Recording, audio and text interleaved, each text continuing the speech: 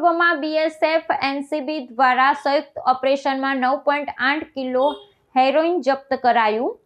આશરે ₹19.6 કરોડની કિંમતનો માલ પકડાયો. ઉત્તર પૂર્વ ભારતમાં નશાકારક પદાર્થોની તસ્કરી પર પ્રહાર કરતા નાર્કોટિક્સ કંટ્રોલ બ્યુરોના ગુવાહાટી ઝોનલ યુનિટે સરહદી સુરક્ષા દળ સાથે મળીને એક સંયુક્ત ઓપરેશનમાં આશરે 9.8 કિલોગ્રામ હેરોઇન જપ્ત કર્યું છે. 19 નવેમ્બર 2025ના રોજ હાથ ધરાયેલા આ અભિયાનમાં અસમના ગુવાહાટી સ્થિત સૂર્યા જળકબારી વિસ્તારમાં રાષ્ટ્રીય ધોરીમાર્ગ પર એક હુન્ડાઈ ક્રેટા ગાડીની સંપૂર્ણ તલાશી લેવામાં આવી હતી.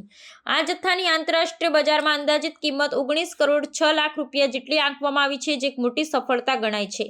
જપ્ત કરાયેલો માદક પદાર્થનો આ મોટો જથ્થો પૂર્વોત્તર રાજ્યોના સરહદી વિસ્તારોમાંથી લાવવામાં આવ્યો હતો, જે મણિપુરથી શરૂ થઈને નાગાલેન્ડના દિમાપુર થઈ અસમ પહોંચાડવામાં આવતો હતો. આ સંયુક્ત કામગીરી દરમિયાન એક આરોપીની ધરપકડ કરવામાં આવી છે.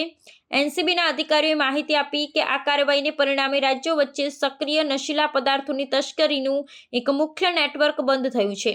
પોલીસ અને સુરક્ષા એજન્સીઓ હાલ પકડાયેલા આરોપીઓની સઘન પૂછપરછ અને ડિજિટલ પુરાવાના આધારે આ નેટવર્કના અન્ય સંડોવાયેલા સભ્યો અને મૂળ તત્વો સુધી પહોંચવાની કામગીરીને વેગ આપી રહી છે. એનસીબી અને બીએસએફે જણાવ્યું છે કે આવા સંયુક્ત ઓપરેશનથી પ્રદેશમાં માદક પદાર્થોની ઘૂસણખોરી રોકવામાં વધુ સફળતા મળશે. અધિકારીઓએ નાગરિકોને શંકાસ્પદ નશાકારક ગતિવિધિઓ વિશે માનસ રાષ્ટ્રીય નાર્કોટિક્સ સહાયતા લાઇન ટોલ ફ્રી નંબર પર જાણ કરવા અપીલ કરી છે.